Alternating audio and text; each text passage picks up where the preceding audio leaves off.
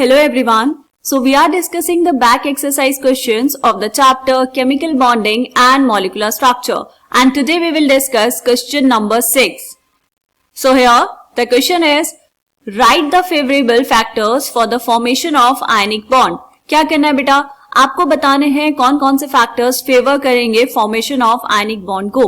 Ionic bond बनाने का मतलब क्या हुआ बेटा, यहां पर एक होगा कैटायन, लेट्स से हम ले लेते हैं Na+ गैस फेज में, और दूसरा क्या होगा बेटा Cl-, एक होगा कैटायन और एक होगा एनायन. ठीक है, तो कैटायन और एनायन के बीच में जो फोर्स ऑफ अट्रैक्शन होगा उसी को हम क्या बोलते हैं, आयनिक बॉन्ड बोलते हैं. अब यहाँ पर अगर आयनिक बॉन्ड बनाना है तो क्या करना है बेटा, सबसे पहले आपको कैटायन फॉर्म करना पड़ेगा.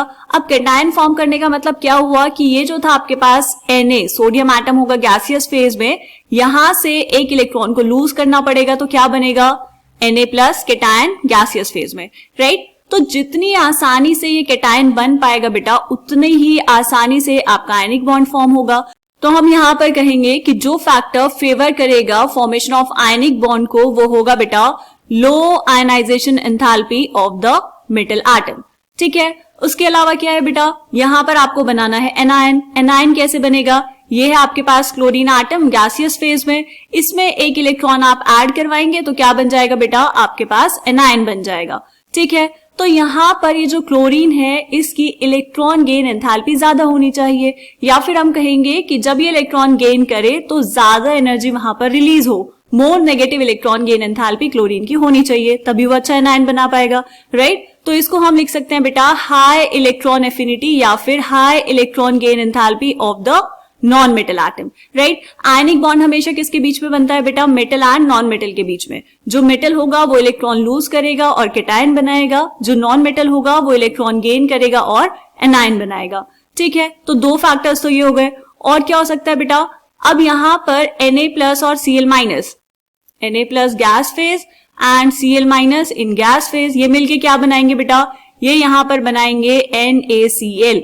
तो ये जो आयनिक कंपाउंड आपको मिलेगा बेटा NaCl, इसकी जो लेटिस एंथैल्पी है वो क्या होनी चाहिए, ज्यादा होनी चाहिए. लेटिस एंथैल्पी ज्यादा होने का मतलब क्या है बेटा, कि इसके बीच में कैटायन और एनायन के बीच में होंगे स्ट्रॉन्ग फोर्सेस ऑफ अट्रैक्शन, और जितने ज्यादा स्ट्रॉन्ग फोर्सेस ऑफ अट्रैक्शन होंगे बेटा उतना ही अच्छा और उतना ही स्ट्रॉन्ग बनेगा आपका आयनिक बॉन्ड. ठीक है, और क्या पॉइंट हो सकता है बेटा, और हो सकता है low sublimation energy of metals. Sublimation energy का मतलब क्या हुआ, ये जो आपके पास है सोडियम इन गैस फेज, ये ऐसे तो होगा नहीं. मेटल किस में होते हैं बेटा, मेटल होते हैं सॉलिड स्टेट में.